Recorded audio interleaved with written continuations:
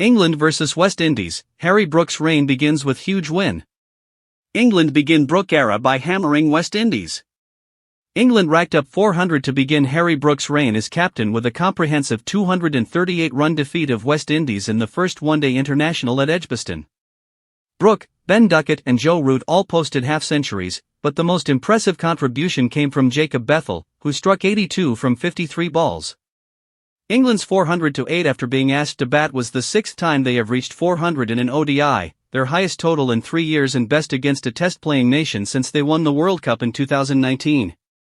West Indies were ordinary with the ball and would have conceded plenty more had they not taken 3 superb catches. The chase was a non-event, the second half of the game little more than a procession after Saqib Mahmood ran through the West Indies top order for 3-32. The highlight was Bridden Carsa's spectacular catch at deep square leg to hold West Indies captain Shai Hope off Mahmood.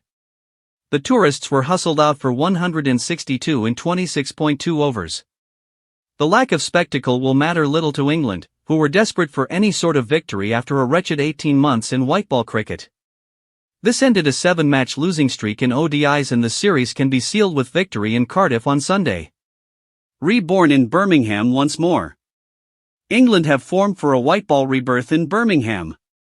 It was on this ground 10 years ago they responded to a dismal World Cup by making 400 for the first time against New Zealand, beginning the journey to glory in 2019. It is much too early to suggest this England team are on the path to becoming world beaters and this West Indies team are nowhere near the New Zealanders of 2015, yet it is still hugely encouraging for Brook's tenure to begin with this kind of performance. In lovely conditions for run scoring, England found the batting tempo that has eluded them in recent one-dayers. It was a team effort, the first time in all ODIs each of the top 7 have reached 35 and the highest total without an individual century. West Indies were ragged. Their bowlers sprayed it and some of the field settings were baffling. At one stage an overthrow gave away 5 leg byes and even the numbers on the back of the tourists' iconic maroon shirts and jumpers were a random mix of yellow and blue. 4 byes from the final ball of the innings took England to 400. England backed up their batting with disciplined bowling and excellent catching. Mahmood set the tone and the hosts were able to deal with an injury to Jamie Overton, who left the field with a dislocated finger, then returned to claim 3-22. England eventually ended with their second largest ODI victory in terms of runs, just behind a 242-run shellacking of Australia at Trent Bridge in 2018. Bethell shines on homecoming. Going on to reach 3 figures and beyond, Brook could not have asked much more of his rejigged top 7. Jamie Smith, dropped on 1, was aggressive for 37 in his first innings as a one-day opener. Duckett, arguably the world's premier all-format opener, made 60. Root was typically unfussy for his 57. Brook set the example for England's move through the gears. The captain had 13 from 19 balls, then flicked the switch with 2 sixes and ended with 58 off 45. Jos Buttler, freed of the captaincy, hinted at his old self with 37 off 32. It was Bethell who stole the show.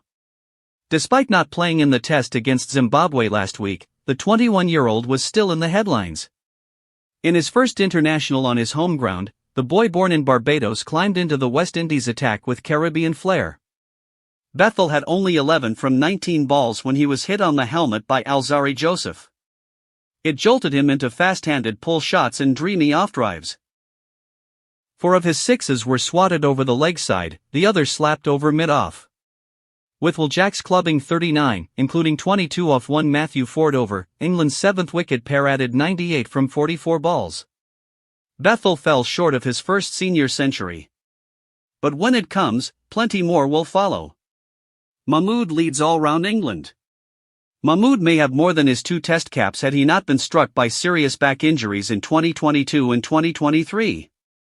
He has rebuilt his career largely in whiteball cricket and, in his first home one-day international for 4 years, showed he can be a spearhead for the new-look England. Pace bowling has been a problem area for England and they are missing a number of options through injuries. With Overton as the third seamer, they are arguably a bowler light in this side. It mattered little with so many runs on the board and Mahmood tearing into the Windies batting. Justin Greaves had already overturned being given caught behind off Mahmood when he popped the same bowler to mid-off. Carse, fit again after foot problems, had Brandon King caught behind with near unplayable away nip. After Overton's injury, Mahmood switched ends to induce a miscue from Kesey Carty before Carse's moment of magic. Hope hooked Mahmood, Carse misjudged, backpedaled and stuck up a hand to produce a copy of Ben Stokes's famous grab at the Oval during the 2019 World Cup.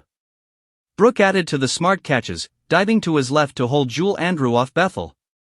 The captain pouched 5 in total, equaling a 32-year-old record held by South Africa great Jonty Rhodes for the most by a fielder in a single ODI.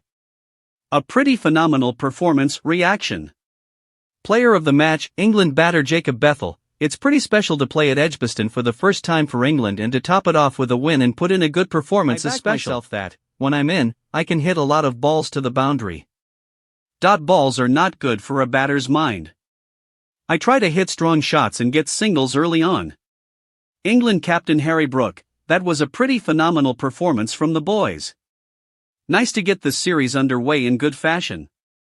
I'm not concerned about no one converting their runs into centuries. We got 400 runs. That is something we can look at and we've been speaking about. 4 of us got 50+ scores. If one of us kicks on, that's a complete performance. West Indies captain Shai Hope, we didn't make the early inroads we were after. If you don't, you will always find yourself playing catch-up. We pulled the game back quite nicely. We let it slip at the end. We have some work and assessing to do. Don't forget to like, comment, and subscribe for more cricket updates and analysis.